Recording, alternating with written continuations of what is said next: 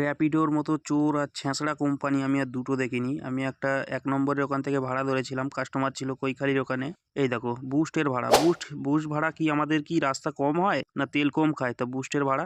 আচ্ছা ২য় নাম্বার দেখো। এখানে দেখো ১৯ কিলোমিটার দেখাচ্ছে। ১৯ পয়েন্ট কত আর ৳১৬২ ভাড়া। আর যেই মানে লোকেশনটা মারার পরেই দেখো ২২ কিলোমিটার হয়ে গেল সাথে, সাথে। এখানে চুরি করে নিল ছেঁচড়া কোম্পানি, হ্যাঁ? কাস্টমারকে নামিয়ে ৫ স্টার রেটিং দিতে যাবো, আরও একটা বেজে উঠলো আর সাথে, সাথে আমার অ্যাকসেপ্ট হয়ে গেল। আমি দেখতেও পেলাম না কোথাও। তো এইখানে দেখো এটাও ২০ কিলোমিটার রাস্তা দেখাচ্ছে আর ১.৫ কিলোমিটার পিকআপ, ৳১৬৪ ভাড়া দেখাচ্ছে।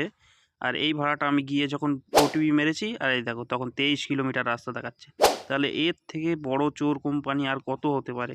সাথে, সাথে দুটো ভাড়ায় আমার এই চুরি করে কি লাভ হয় ওদের আমি জানি না। কাস্টমারকে সুবিধা করার জন্যে আমাদের এর থেকে কেটে নিচ্ছে।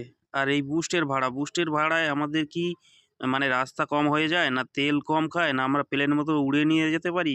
আমি বুঝতে পারি না। বুস্ট ভাড়া, এই ভাড়া, সেই ভাড়া।